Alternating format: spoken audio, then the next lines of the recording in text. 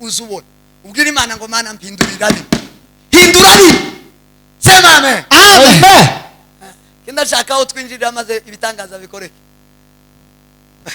Tumwambye mwitego ibitangaza Yego. Zirabakora. Itego ibitangaza. Yes. Je ukindabibona birakoreka. Sema amen. Amen. Bese se cyubahiro. Amen. Hallelujah. Hallelujah. Sema hallelujah. Hallelujah. Atukuza makosa. Bwana wa majeshi. Nuko tugiye gusenga nimara ndasubira nze kubagarura mwese mubone kugaruka aho mwari muri. Ndabereka uburyo mugaruka. Sema amen. Amen. Ndakoma cyangwa ntere haleluya. Muite mugaruka mu byicaro byanyu. Sobe dusoje ibyo ngibyo. Nimara mbabwira irindi. Twaje gusenga siko? Yego. Twaje gusenga siko? Yes. Baba katika jina la Yesu. Ninakuhitaji maishani mwangu. Ninakuhitaji mwilini mwangu. Ninakuhitaji maishani mwangu. Ninakuhitaji kwa familia.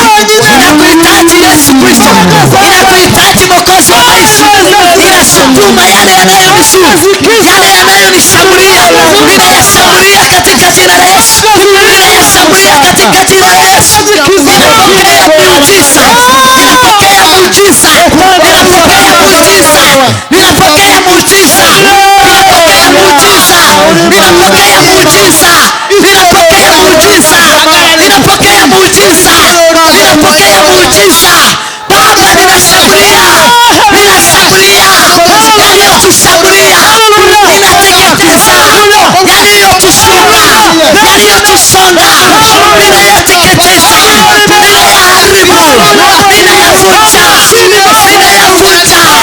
Ninayavunja. Ninayavunja. Tunavunja. Tunaitisha moto. Moto. Moto.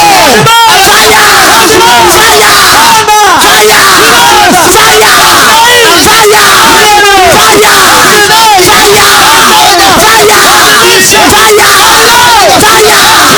Fire.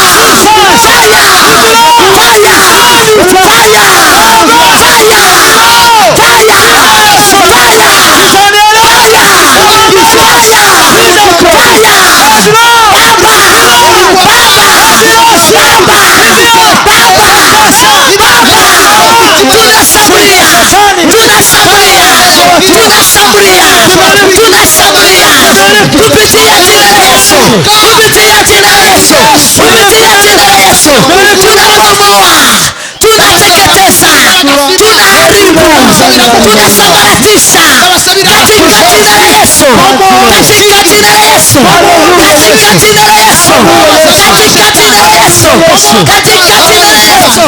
Tunaharibu, tunashambulia, tunateketeza, tunaharibu katika jina la Yesu, katika jina la Yesu.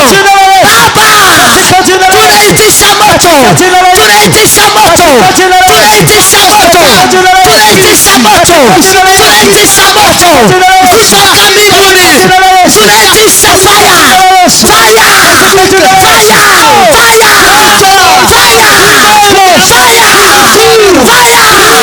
nipishe liondoke, nipishe shetani, nipishe liende,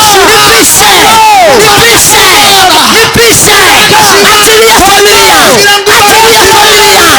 achilia familia, achilia familia, achilia familia, achilia ndugu zangu, achilia njia zangu, achilia watoto wangu, achilia kizao, achilia shetani, achilia, ninakubomoa, ninakuharibu, ninakuteketeza, achilia mali zangu, achilia baraka zangu, achilia baraka zangu, achilia baraka zangu, achilia safari zangu, achilia shetani, achilia, teketezwa, tengenezwa, shika moto, shika moto, shika moto, shika moto, shika moto, shika moto, soka,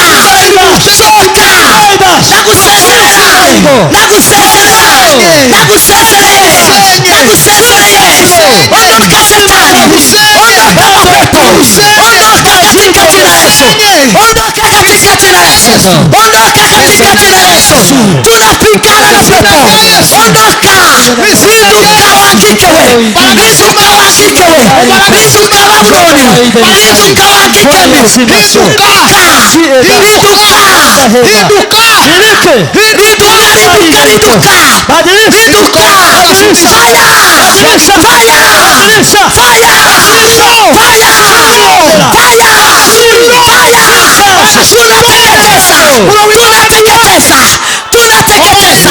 tunateketeza, tunaharibu, tunavunja, tunaharibu, tunasambaratisha chini, anguka chini, Goliathi anguka, shetani anguka, anguka,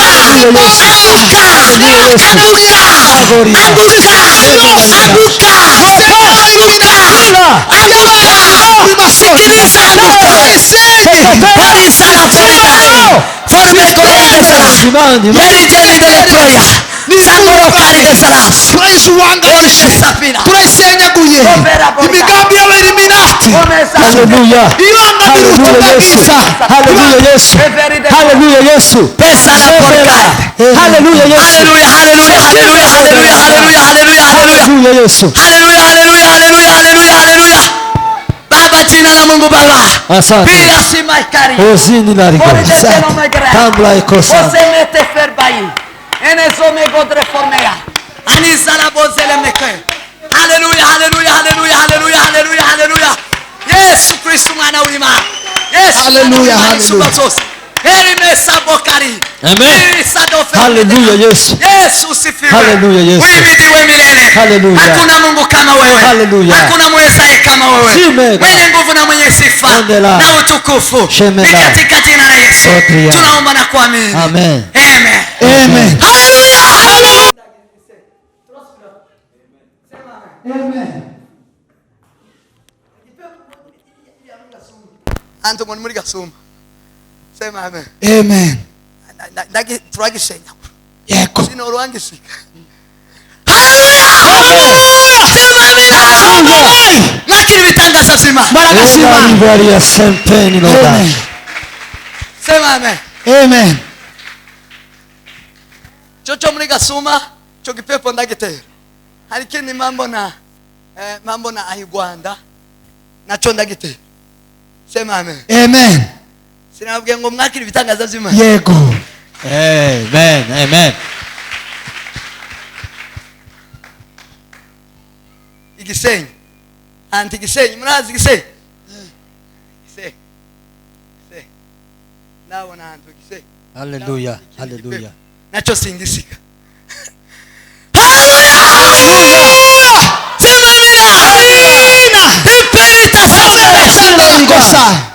Atukuzwe mfalme. Ahimidiwe mfalme wa Ahimidiwe wafalme. Bwana wa majeshi. Asifiwe kimbilio la vizazi. Adios. Hanyuma abayumbe banzanira ikara, banzanire n'umunyu. Bawunzanira. Sasa dukore ikindi hano. Sema amen. Doze sicyubahiro. Hallelujah. Sema amen. Amina. Gushaka gute. Tima. Tubabarire nyabo. Koromari Maria ni larigo. Timubabarire. Zambela na Uno esipoka. ndiari bameze nka Sauli. Sauli Imana yarababwiye ngo nibagende barimbure mu kintu cyose. Gihumeka cyose barimbure. Ngo amarara agenda ngo yama bakazabona ngo inka nziza ngo akamazizira. Ngo arazijana. Ari watahana na bagaki. Imana yamubwiye ngo tsemba. Yeme ni mutembe. Mutembe abadayimoni bose babazengereje. Ebelanga sita. Sema amen. Amen.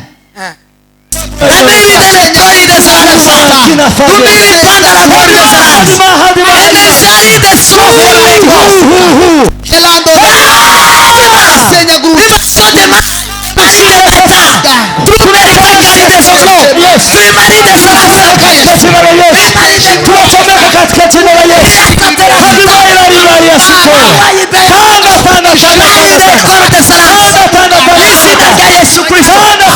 Izina ry'umwami Imana. Igitare gikomeye. Isari ya via.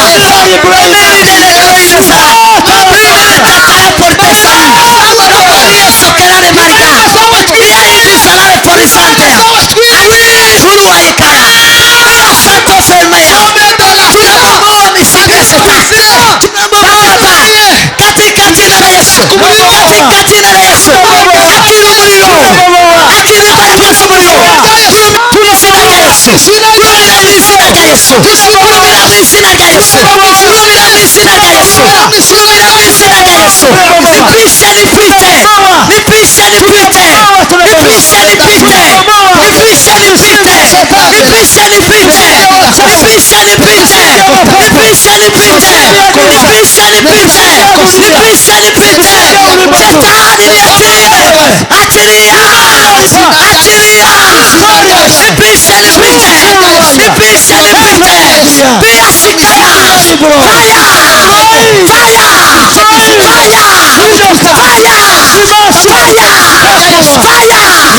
Fire.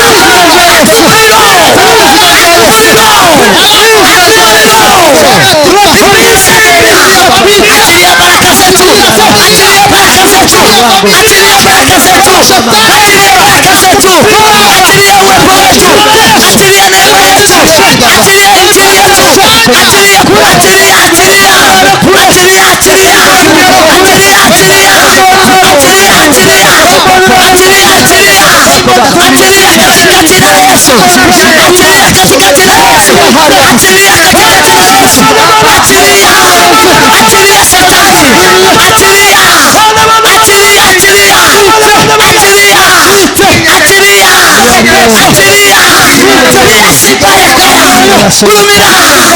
Gurumira. Gurumira. Kuja baba. Nitenge Yesu. Nitenge.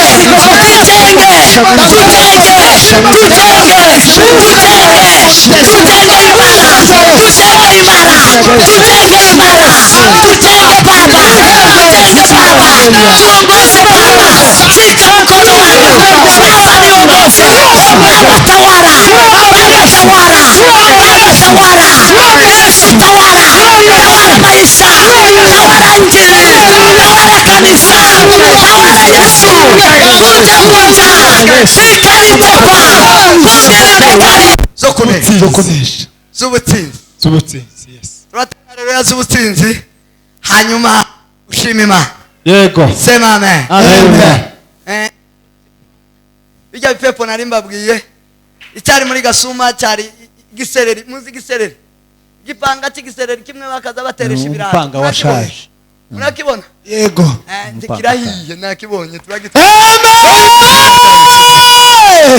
amen amen sema amen amen cyari cyaramaze abana nyarusereri ariko igisereri ye amen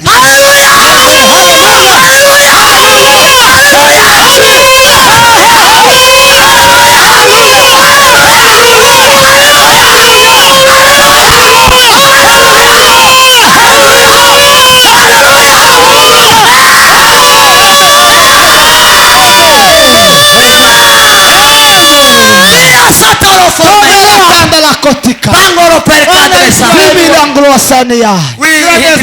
Nini watanda la kota. Sema amen. Amen. Sema amen. Amen. Hallelujah, hallelujah. Hallelujah. Atino karibeni. Sema amen. Amen. Tuweze sichuwele. Amen. Asante Bwana wa majeshi. Amen. Amen. Atukuzwe makofi. Bwana wa majeshi. Ahimidiwe Bwana wa majeshi. Bwana Yesu asifiwe sana. Ikindi cyari gipepo ni ikinyama cy'ingobyi cyari ahangaha mu Rwanda igise nacyo turagitwi Amen.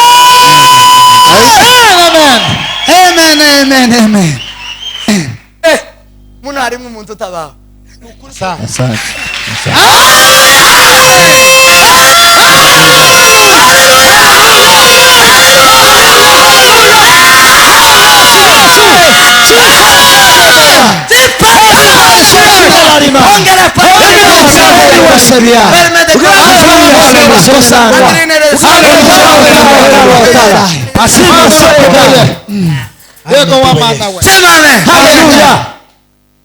namwe wakira igitangaza Yego. namwe aricyo mwamubona Presence. hari ibyo mwamubona yego sema amen amen yego sawa uterariro yo gushima Imana hanyuma baradushiramo igisirimba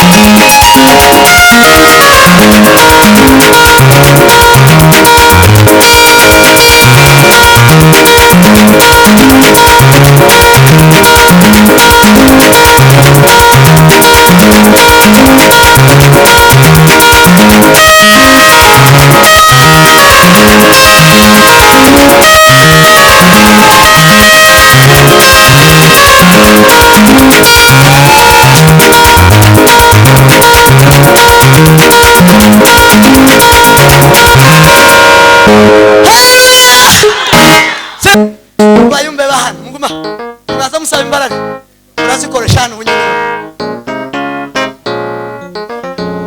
murazikoresha hano nyine sema amen ndasaba ko aba bantu bahindurirwa amateka no bwa Kristo Yesu haleluya sema amen mwari mutumiye neza murabana mwuzura umwuka wera wo gukora ibitangaza n'ibindi sema amen sema amen ndabasigira kwerekwa kose no gukora amayetaje uyu mwaka uzandagira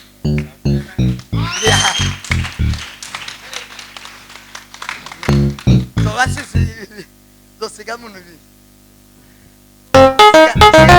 sigare mu gutangaza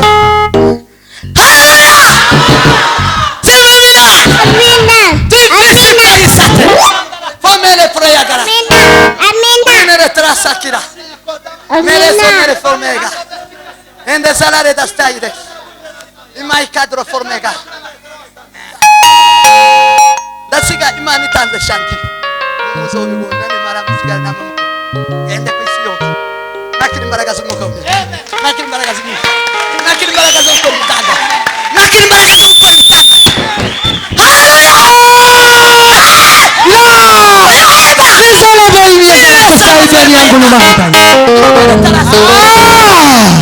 Eso que era acá. Semana. Mbaraga zitanga abana sisi no mizi. Siza abagabo n'abagore. Nizo mwijuru kuma. Semana. Amen. Namwe abicaye hano. Mbaraga zitanga abana.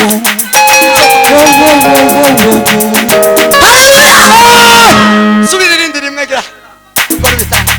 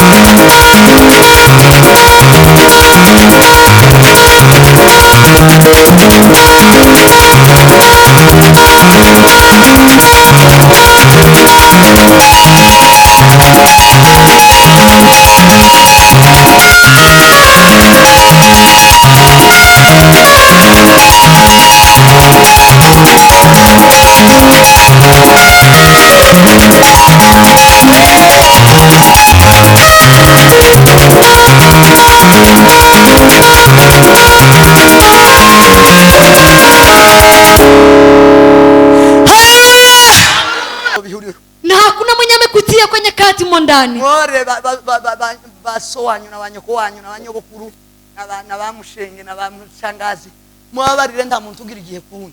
Uwasamehe wa ndugu zako kwa sababu hakuna mtu ambaye ana nyakati za mwingine. Tawe Hakuna. haleluya Amen. bone netela forte Metandila kosamelai. bwira mugenzi wawe ngo ntawugira igihe cyundi. Mwambie mwenzio hakuna yeyote ana nyakati za mwingine. Suri mubwire ngo ibihe ndimwo ntabwo ari wowe wowe. Mwambie kwamba nyakati mondani hakuna yeyote ambaye amesababisha. Nta muntu wobisababisha ndawuze utegeka ibi. Hakuna yule ambaye anaamurisha nyakati. N'umunyamurenge wahe umugorekazi wahe wotegeka igihe akakigushiraho. Wahe Imana ishaka ngo imbaraga z'Imana zigaragaririwa. Mungu tu anahitaji nguvu zake zizirike kwako.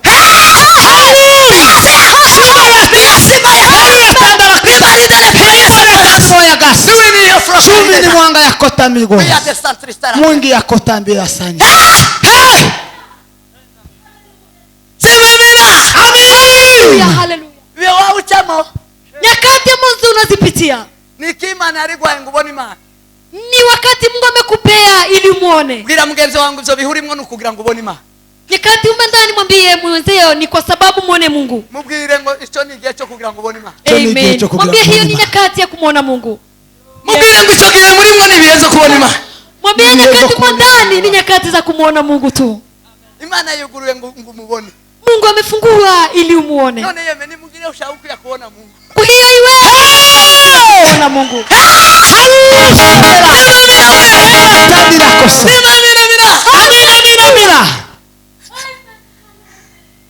Icyatumye sasa Iliyosababisha Yesu aje yaje kugira ngo yerekane imirimo yayo. Alija ili yadhihirishe kazi yake. Aza kugira ngo amareho imirimo ya Satani. Akaja ili haribu kazi ya Ibilisi. Nimbi wawe hariho imirimo ya Satani n'abadayimoni. Kama kwako kuna kazi ya Shetani na Ibilisi. Imana yaguhaye chance, Imana yaguhaye audience kugira ngo igaragari wawe. Muyitishe itisha Mungu. Mungu alikupeana fursa na kibali ili adhirike kwako. Muitishe Mungu kwako. Imana irakwemerera ngo iboneke iwawe. Mungu amekubali ili ajizirishe kwako. Sema amen. Amen, ajizirishe. Imana kubera mwebwe kwa shida na matatizo mnazo zipitia. None mbonye Imana ya Israeli. Na Bari kugira ngo mbone Imana. Bless you to my. Hallelujah. Hallelujah. Hey! Sumila kiafya. Abanyamulenge bonyumva kuvuza. Wanyamulenge Ukubaranyumva kumvuza. je, wananisikia jinsi natamka? Turumvise. Koko murumva? Je, mnanipata? None mwishimiye amakuba n'ibyago. Oya epi. Murazishimiye? Ati muona ko mutanyumvise. Inya turabyishimiye. Yo mwari munyumvishije mwamuvyishimiye.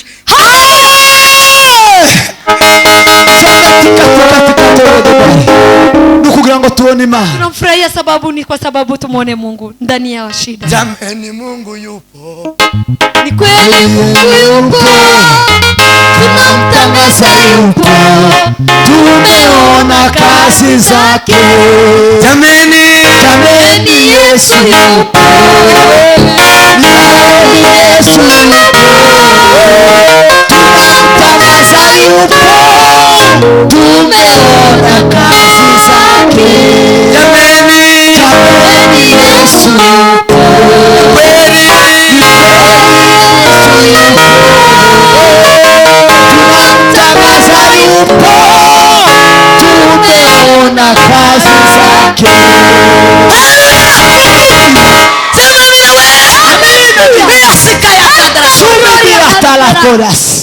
none ntimwumve ko tugomba kwishimira ibyago. Kweli ni heri tufurahie shida None zetu.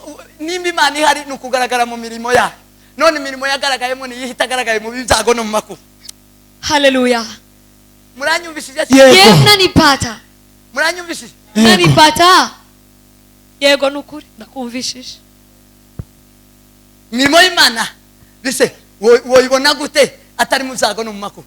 Je, kazi za Mungu utazionaje na kama haipitii kwa shida na matatizo? None niba uwaupitia uwaucha mu byago no mu makuba, Na kama unapitia shida na matatizo, ishimire kugira ngo ubone Imana. shukuru ili umuone Mungu. Jamani Yesu Yupo. Kweli Yesu yupo. Tunamtangaza yupo. Tumeona kazi zake. jamani Yesu yupo. kweli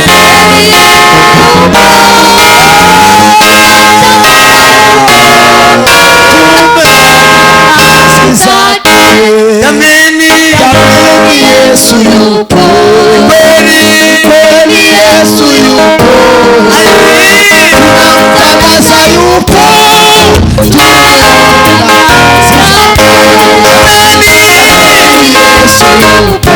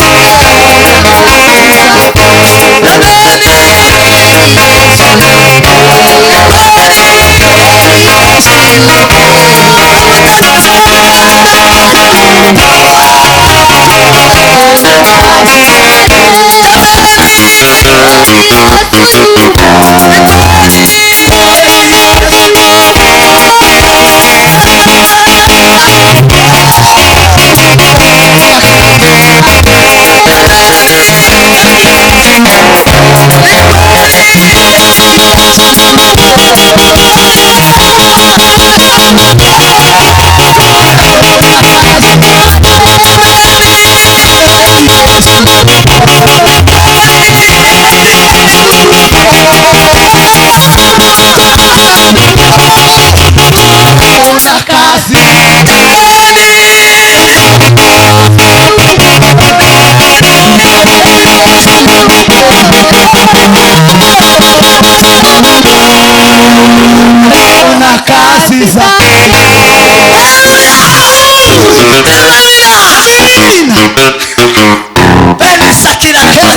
Ombera kila mtu.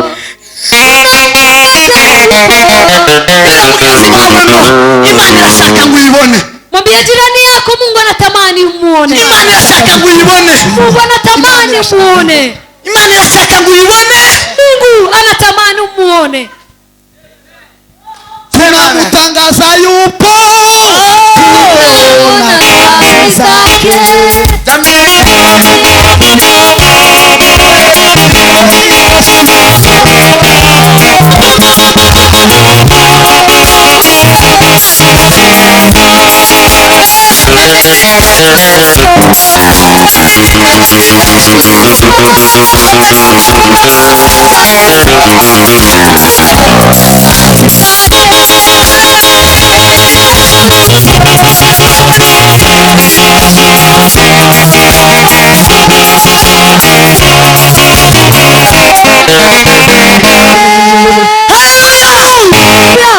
Atukuzwe Mungu. Twegereje itorero rya Kristo ku isi. Tunakaribisha kanisa la Kristo ulimwenguni.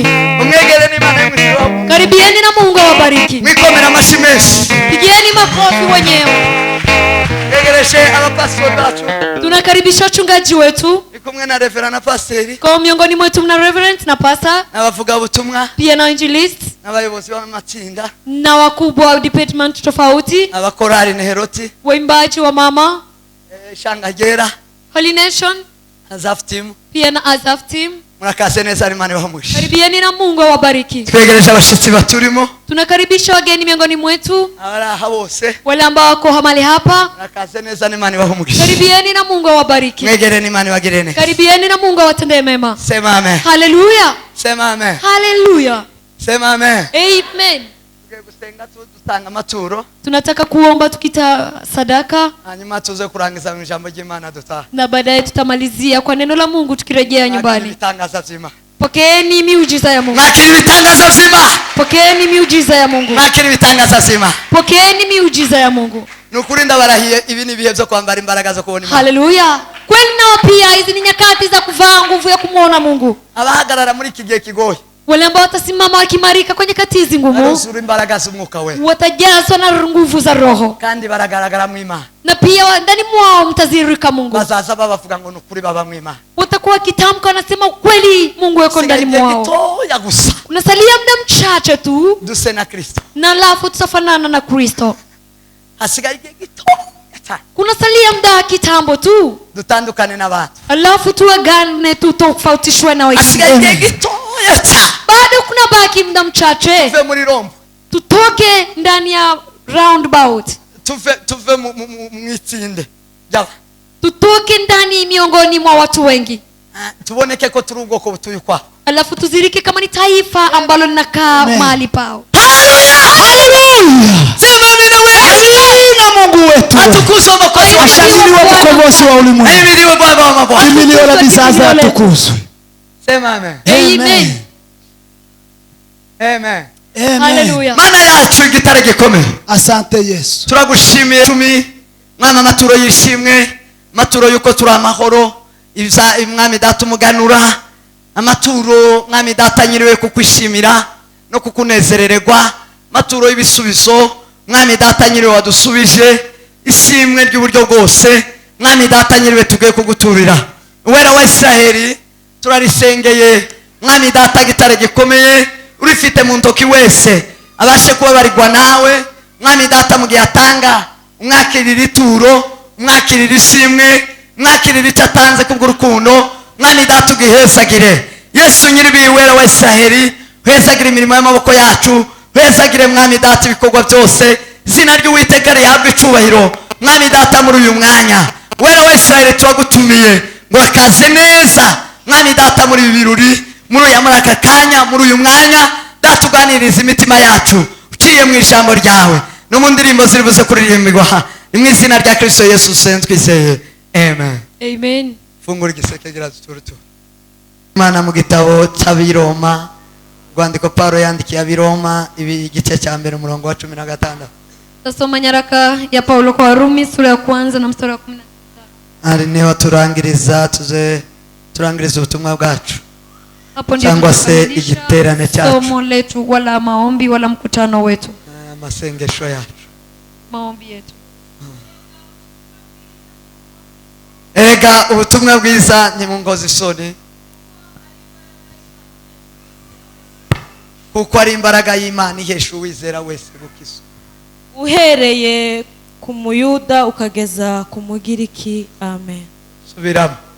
Erega ubutumwa bwiza ntibunkoze isoni, Erega ubutumwa bwiza ntimungoze isoni, kuko ari imbaraga y'Imana ihesha uwizera wese gukizwa. kuko ubutumwa bwiza nizo mbaraga z'Imana, niyo mbaraga y'Imana ihesha umuntu wese gukizwa. Uhereye ku muyuda ukageza ku mugiriki. Uhereye ku muyuda ukageza ku mugiriki. Amen. Kwa maana siionei haya Injili, kwa sababu ni uweza wa Mungu uletao wokovu. Sababu ni uweza wa Mungu uletayo wokovu Kwa kila aaminiye, kwa kila aminiye, kwa Myahudi kwanza kwa Myahudi kwanza, na kwa Myunani pia. pia na kumuyinani. Amen. Amen. Some igice cya gatatu murongo wa mbere. Sura 3 na mstari wa kwanza wa Rumi. Abaroma. Nuko abayuda barusha abandi iki? Nuko abayuda barusha abandi Cyangwa se gukebwa ku maziki? cyangwa se gukebwa ku maziki. Komeza. Abayuda babarusha mu buryo bwose. Abayuda babarusha mu buryo bwose. Irya mbere nuko bakijijwe ibyavuzwe n'Imana. Uko babikijwe ibyavuzwe n'Imana. Amen. Mbese ye niba bamwe muri bo batizeye, kutizera kwabo kwahindura ubusa gukiranuka kw'Imana? Tibishoboka. Ahubwo Imana iboneke ko ari inyangamugayo, nubwo umuntu wese yaba umubeshi, nk'uko byanditswe ngo mu magambo yawe uboneke ko ukiranuka, kugira ngo utsinde nucirwa urubanza. Amen. Amen. Basi Myahudi ana ziada gani? Na kutahiriwa kwa fanini kwafaa sana kwa kila njia. Kwanza, kwa kuwa wamekabidhiwa mausia ya Mungu. Yego. Ni nini basi ikiwa baadhi yao hawakuamini? Je, kutokuamini kwao kutaubatili uaminifu wa Mungu? Hasha. Mungu aonekane kuwa amini na kila mtu muongo, kama ilivyoandikwa, ili ujulikane kuwa una uhaki katika maneno yako, ukashinde uingiapo katika hukumu.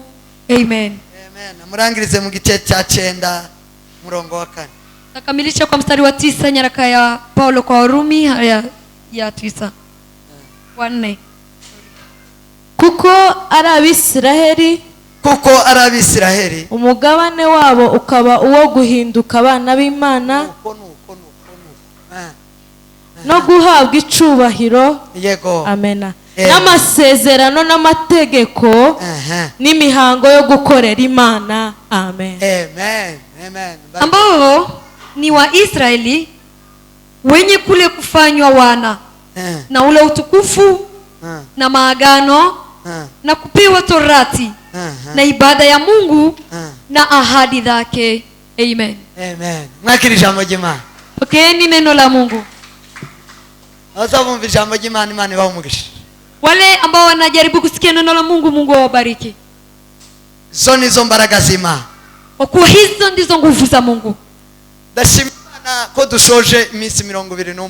Nashukuru Mungu kwa sababu tunakamilisha siku 21 ya maombi. Uyu ni umunsi wa nyuma. Hii ndiyo siku ya mwisho. Turangiza amasengesho yacu y'iyi minsi. Tukikamilisha maombi yetu ya siku hizi. Hanyuma rero tuzama iki cyumweru, ejo hano hari wakazi no kuwa 4 no kuwa 4 no kuwa 5 no kuwa 6 bazaba ariko bakora hano, bazopomora hano, bazoshiraho amakaro hano. Ninga muzosengera muri makaro.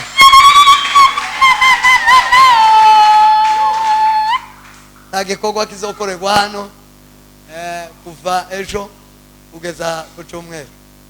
Uzoze ku cyumweru aho tuba turiko dukorera gusa ni mu cyumba, ariko hano tuzohakorera, bazaba ariko bahakorera, abashufundi bazaba ariko bakora. Jueni ya kwamba tokea kesho. Sema amen. hadi Jumapili hapa hakuna kukusanyika, tutakuwa tukiendelea tukitumikia kwa ofisi na kwa chumba cha maombi. Hapa hakuna kufika kwa kuwa kutakuwa wafundi wakifanya ufundi wao. Ashima imbaraga z'Imana zazikora ibitangaza muno. Amen. Nashukuru nguvu za Mungu huwa zinatenda miujiza hapa. Haleluya. Haleluya. Tuzosa kubona buno bucafu. Tutaona tena uchafu. Kandi so tuzobwicaramo kandi tuzobukorera. Tutatumikia ndani na tutaketi ndani ya uchafu. Kubera ko Imana ari nziza. Kwa sababu Mungu ni mwema. Amen. Amen. Amen.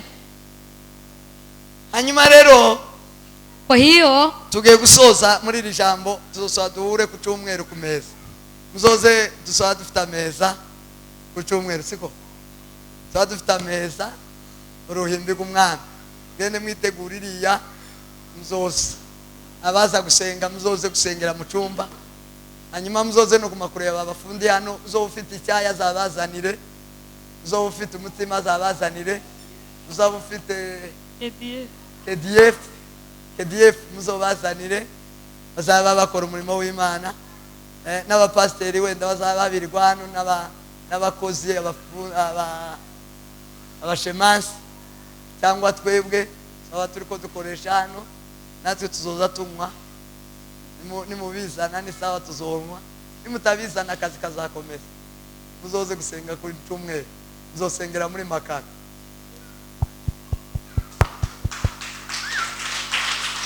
Amen. Amen. Amen. Amen. Akibazo kwa Yesu takugora. Amahoro ya Kristo. Sema amen. Amen. Turangiza rero ivyo twari turimo mu minsi 21. Tukikamilisha yale ambayo tulikuwa ndani kwa siku 21. Twari mu masengesho. Tulikuwa ndani ya maombi. Avuga ngo wongeregwe usubire wongere. Kini cha maombi ilikuwa kusema uongezewe tena uzidishiwe na uzidishiwe. Twongere kandi twambara imbaraga z'Imana. Tuvae tena nguvu za Mungu. Twongere kandi twinjire mu bwiza bw'Imana. Tuongeze tena kuingia kwa utukufu wa Mungu. Twongere kandi twinjire mu butware bw'Imana. Tuzidi kuingia kwa nguvu na mamlaka za Mungu. Aya niyo yari amasengesho ya. Haya ndio ilikuwa maombi yetu. Tuyigira mu ijambo ry'Imana. Tukajifunza ndani neno la Mungu. Ariko ubutumwa bw'isi. Injili njema. Ubutumwa bw'isa bwose. Injili njema yote. Ubutumwa bw'isa. Injili njema Ni Biblia. Ni Biblia. Ubutumwa bw'isa. Injili njema ni ubudukura mu mbaraga z'umwijima. Ni ile ambayo inatutoa kwa nguvu za giza ikatugeza mu mbaraga z'umuco. Na inatufikisha kwa nguvu za nuru. Ubutumwa bw'isa. Injili njema ni ubudukura mu zaha. Ni tutoa dhambini ikatujana mu gukiranuka. Inatuelekeza kwa bw'isa. Injili njema ni ukudukura mu bubata bwa Satani. Ni kututoa kwa utumwa wa Shetani. Tukaja mu gutegekwa n'Imana. Tunaingia kutawaliwa na Mungu. Tukinjira mu bwami bw'Imana. Tunaingia kwa ufalme wa Mungu. Tukinjira muri kingdom of God. Tunaingia kwa ufalme wa Mungu. Ubwo nibwo butumwa bwiza. Hiyo ndio injili njema. Na ubundi butumwa bwose. Na injili yoyote si ubutumwa bwiza. Si injili njema. Sema amen. Amen. Sema amen. Amen. Hanyuma ubu butumwa Now injili hii budukura mu rupfu bukatujana mu bugingo. Ambayo inatutoa kwa mauti na tuingiza kwa uzima. Kura mu butware bwa Satani bukatujana mu butware bw'Imana. Ambayo inatutoa kwa mamlaka ya Shetani tena tuingiza kwa mamlaka ya Mungu. Uzabwitwa imbaraga y'Imana. Injili hiyo inaitwa nguvu za Mungu. Bwitwa imbaraga y'Imana. Nguvu ya Mungu. Kandi iyo mbaraga y'Imana. Nguvu hiyo ya Mungu. Ihesha umuntu wese gukizwa. Inapea yoyote kupona. Ihesha umuntu wese gukira. Inapea yoyote uponyaji. Ihesha umuntu wese gukira indwara. Inapea yoyote uponyaji wa magonjwa. Ihesha umuntu wese gukira umutima. Inapea uponyaji wa moyo. Ihesha umuntu wese umunezero. Inapea yoyote furaha. Ihesha umuntu wese ibyishimo. Inapea yoyote kicheko. Ihesha umuntu wese ibyo yanyazwe. Inapea yoyote yule ambaye imenyang'anywa. Kubera ari imbaraga. Kwa sababu ni nguvu. Sema amen. Amen. Sema amen. Amen. Atukuzwe mfalme. Ahimidiwe mfalme. Ubutumwa bwiza. Injili njema. Ni imbaraga y'Imana. Ni nguvu ya Mungu. Niyo mbaraga y'Imana. Niyo nguvu ya Mungu. Niyo mbaraga dukoresha. Hiyo ndio nguvu tunatumia. Kugira ngo tunyage Satani vya. Ili tuteke nyara Shetani. Kugira ngo tugarure imyaka yacu yariwe n'izi. Ili turudishe kugira ngo tugarure ubuzima bwacu bwabuze. Ili turudishe maisha yetu kugira ngo tugarure izacu zagiye. Ili turudishe yetu ambayo yamepotea. Dukoresha ubutumwa bwiza. Huwa tunatumia injili njema. sema amen. Haleluya. Paulo yandikira Abaefeso Paulo akaandikia Waefeso arabwira ngo mwambare imbaraga zose z'Imana, akaambia vaeni nguvu zote za Mungu hagarare mushikamye, na msimame mkiimarika, mudatsinzwe n'uburiganya bwa Satani. msipoangushwa na Yaza abasezera. Shetani. Alikuwa akiwaaga Mu gice cya 6 kwa sura ya 6 umurongo wa 10 mstari wa 10 avuga mu ijambo, akasema neno, aravuga ngo izo ntwaro, akasema na silaha hizo aravuga ngo mwambare ingofero vaeni kofia iba agakiza, iwe wokovu, aravuga ngo mwambare gukiranuka na mvae kuwa mwenye haki kibituma gikingira igituza, kama chuma bana Aravuga ngo mwambare kikinga ukuri, na mvaa ukweli mukandara ubafata, iwe mshipi ikiwashikia vizuri, mukandara ubaheza gukweta guhagarara neza. mshipi ambaye atawasababisha msimame mkiimarika vizuri. Aravuga ngo mwongere kandi Akaambia zidishieni tena, utware ubutumwa bwiza, chukueni injili njema ibe igikweto, iwe viato, mugendere mu butumwa bwiza. tembeni ndani ya injili njema. Dawudi aravyandika, Daudi akaandika haya, aravuga ngo ijambo ry'Imana ni itabaza ry'ibirenge vyanjye, akasema nuru ya Mungu ni nuru, ijambo ry'Imana ni itabaza ry'ibirenge neno la vyanjye. Mungu ni nuru ya nyayo Ubwo ni zangu. ubutumwa bwiza. Hiyo ni injili njema. Aramanuka aravuga ngo Akashuka akasema tena, numara kwambara gutyo, na ukivaa hivyo nanone ikindi cyo kwitwaza, kuna jambo lingine la kuchukua. aravuga ngo witwaze ijambo ry'Imana Akasema chukueni neno la Mungu ikota y'umwuka wera. kama panga ya Roho Mtakatifu. Haleluya! Haleluya. Ijambo ry'Imana ni inkota y'umwuka wera, Neno la Mungu ni panga la Roho, imbaraga, ni nguvu, n'imbaraga y'Imana, ni nguvu ya Mungu, n'imbaraga ni y'Imana, nguvu ya Mungu, n'imbaraga ni y'Imana. nguvu ya Mungu. Bwira mugenzi wawe ngo ijambo ry'Imana ni imbaraga y'Imana. Mwambie jirani yako, Bwira ngo ubutumwa bwiza ni imbaraga y'Imana, mwambie injili njema ni nguvu ya ubutumwa Mungu. bwiza ni imbaraga y'Imana. Injili njema ni nguvu ya Mungu. Sema amen, Amen. sema amen. Haleluya. Ni imbaraga y'Imana, Ni nguvu ya Mungu, ni imbaraga y'Imana. ni nguvu ya Mungu, Bitararushe cyane yarangaye, ni imbaraga y'Imana. ni nguvu ya Mungu. Bazurebi yaratibuse niyo wari urebye, ureka kumva ijambo ry'Imana, wamuramiye Yesu ko bibuenzi kivye.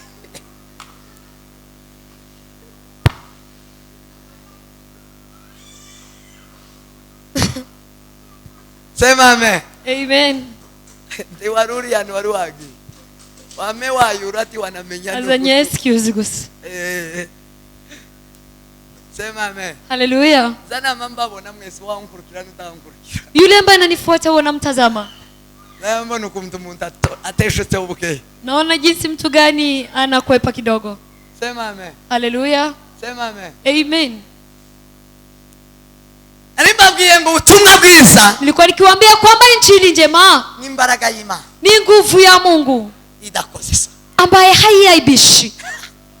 Ufite ijambo ry'Imana mu mutima, Yule ana neno la Mungu moyoni, ugenda n'ijambo ry'Imana mu maboko, yule anatembea na neno la Mungu mkononi, urwanisha ijambo ry'Imana yule anapiganisha neno kikota y'umwuka, kama panga ya Roho, hazakogwa n'isoni, hataaibika kamwe, hazakogwa n'isoni. hataaibika. Ntibishoboka ngo akogwe n'isoni. Haiwezekani aibike. Niba ushaka abana, Kama unahitaji watoto, niba ushaka ubutunzi, kama unahitaji mali, niba ushaka visa, kama unahitaji visa, niba ushaka imbaraga, kama unahitaji nguvu, ugakoresha inkota y'umwuka, na unatumia panga ya Roho, ugakoresha ubutumwa bwiza, unatumia injili njema, ndakubwira ko ari imbaraga y'Imana nakwambia kwamba ni nguvu ya Mungu itazagukoza isoni nawe, ambaye haitakuaibisha kamwe, ntizagukoza isoni. haitakuaibisha Ufata kamwe. ubutumwa bwiza Kichukua injili njema, akaba ari gukubitisha indwara, alafu naipiganisha kwa akaba ari magonjwa, unatararisha indwara, unaitumia kwa kupiga akaba magonjwa, ariyo wirikanisha indwara kurimo, unautumia kwa kukimbiza cyangwa magonjwa iri mu kwako. muryango, iri mu nzu, Wala ugonjwa kwa nyumbani cyangwa wala kwa akaba familia. aricyo uhindusa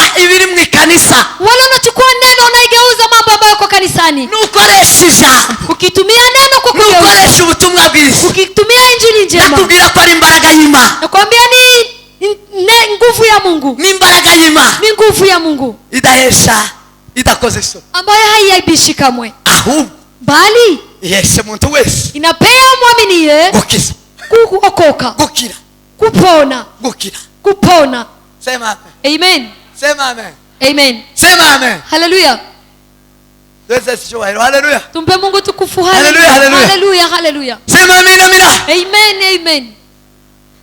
Ubutumwa bwiza, Injili njema, ubutumwa bwiza nibwo buzabuduhesha injili njema ndio inanitupea guhinduka abana b'Imana. kugeuka wana wa Mungu. Abayuda nta kindi Wayahudi hakuna jambo lingine cyatumye baruta abandi, ambayo imesababisha wakuwa nta kindi abayuda cyatumye haikusababisha jambo lingine Wayahudi bitwa abana b'Imana. waitwe wana wa Mungu. Ni ubutumwa bwiza, Ni injili njema, ubutumwa bwiza, injili bora, ubutumwa bwiza. injili njema.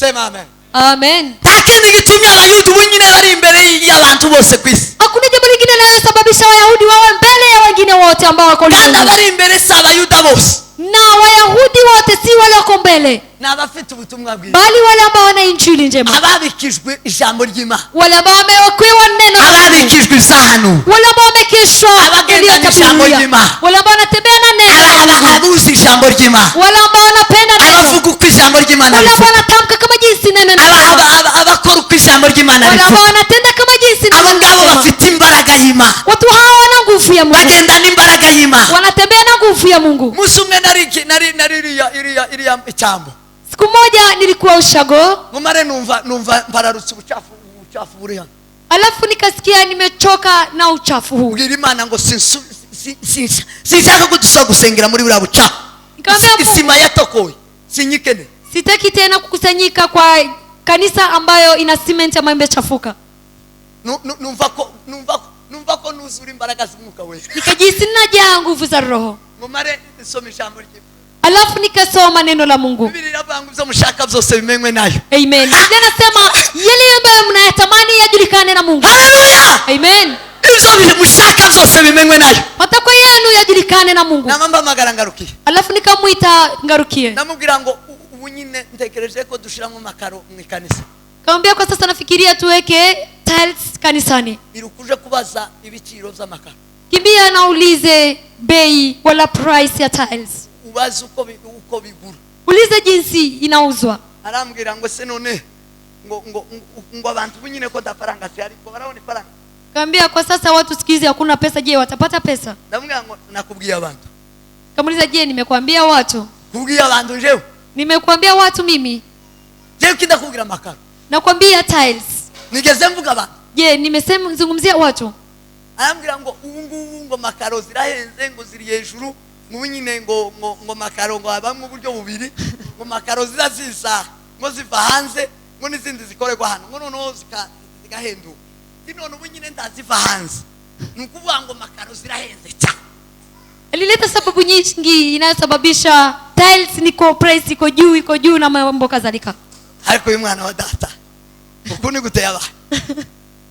Namubwira yewe uzahondi.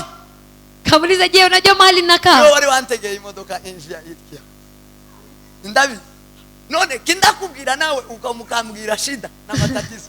Nakwambia jambo alafu unaniletea shida na matatizo. Jewe nagutumye. Mimi nimekutuma. Nagutumye ngo uje kumbariza amakaro uko zigura. Kaambia enda ulize tiles ni price gapi. Ja kumbariza amakaro. Nataka kujua bei ya tiles. Kandi witegure turashiramo amakaro. Najiandae na tutaweka tiles kanisani. Nuko aragenda. Akaenda.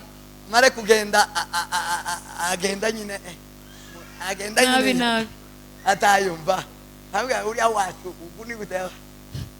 Aragiye ngo aveyo. Arambwiye ngo makaro. Ngo asanze ngo hano hazakoreshwa 150. None 150 urafite. Akauliza bei alafu akamwambia niligundua kanisani tutaweza tumia 1,100 za shilingi za Kenya. Tinicho narishaka. Kaambia hiyo ndio nilikuwa natamani. Sawa. Sawa. Nikamwambia sawa. Kwa matwi nikiza. Alafu tukaomba. Mugirima. Nikamwambia Mungu. Ndabibwira ngo wamana. Kaambia hey Mungu. Biblia yambwiye ngo ibyo dushaka byose. Biblia inakuniambia yale Bimenywe nawe ngo tunayotaka tuzingingira kandi tunashima. yajulikane nao tukiomba na tukishukuru. None ga ndino kukwinginga gusa. Kwa hiyo niko hapa ili nikusihi. Ndino kandi no kugushima. Niko huku ili nikushukuru. Ndahudumie. Nikaomba. Ndababwiye ndakuruye. None ifaranga zashitse. Amen. Niliomba na pesa zikaenea. Faranga zashitse kandi zikaye nyinshi. Pesa zimefika na zilifika Ubu dufite ibihumbi 220. Amen. Cash. Muzico bita cash. Ni faranga waruro ubwo ngubwo. Sema amen. Amen. Ninga muzosengeramo. Amen. Amen. Abakristo ngaruka yari yambujije. Nta mukristo nakozeho. Ari wo mwumvise nakozeho. Ari uri muno nakozeho. Aya. Ari ngaruka yari yambujije. Ari mundu nakozeho. Awe nigeze nkora. Treshari yarambujije. Chungazina alinikataza nisiguse hata Mkristo mmoja nikimswali Ngo nyine kutokana na pesa. Ubukene bw'ifara. Kwa sababu siku hizi tuko na shida ya pesa. Ariko murazifite murabambe. Na nyinyi bado mnazo. Singawe mugiye gusengera muri maka.